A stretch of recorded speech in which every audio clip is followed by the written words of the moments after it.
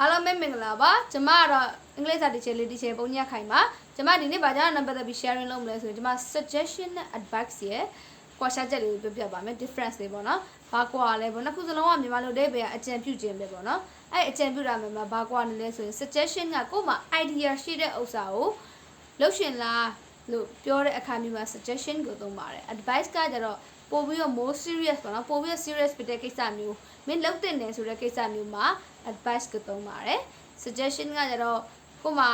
idea ရှိပြီးသားမင်းဒါလေးလုပ်ကြည့်ပါလားလို့ပြောပြတဲ့အခါမျိုးပေါ့နော်အဲ့ဒါမျိုးဆိုရင် suggestion ကိုသုံးပါတယ် advice ကကြတော့ကျွန်မပြောတယ်ပဲ should ပဲလုပ်တင်တယ်ပေါ့နော်ကောင်းလို့လုပ်တင်တယ်ဟိုဒါကကြတော့ကောင်းတဲ့ကိစ္စတစ်ခုကိုမင်းလုပ်တင်တယ်မကောင်းတဲ့ကိစ္စတစ်ခုကိုမင်းမလုပ်တင်ဘူးအဲ့ဒါမျိုးဆိုရင်တော့ advice ပါအကြံပေးတာပါ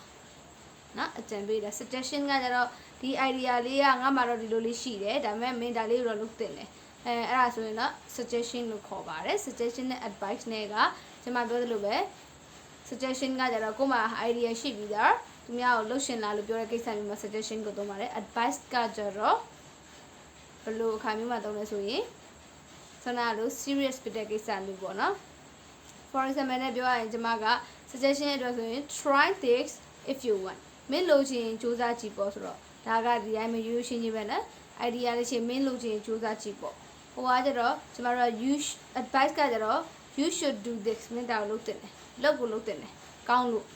သူ့အတွက်အဲ့လိုပြောချင်တာပါအဲ့ဒါက advice ပေါ့ suggestion ကကြတော့ဆန္ဒက try this if you want မင်းလိုချင်စူးစမ်းကြည့်ပေါ့အကျိုးသားခြင်းလည်းရတယ်လေသူ့စိတ်ကြိုက်ပဲနော်ဒါပေမဲ့ advice ကတော့သူကလုပ်ကိုလုပ်စေချင်တာဖြစ်တဲ့ကြောင့်ပြောတာပါပို့ပြီးတော့ serious ဖြစ်ပါတယ်ဒါက advice ပါ advice နဲ့ suggestion ရဲ့ကွာခြားချက်လေးလာပြောပြတာပါဒီနေ့ဗီဒီယိုတော့ဒီလောက်ပါပဲနောက်ဗီဒီယိုမှာပြန်တွေ့ပါမယ်ရှင်ဘိုင်ဘိုင်မှာရှားလေးတော့ cloud လိုက်ကြမယ်နော်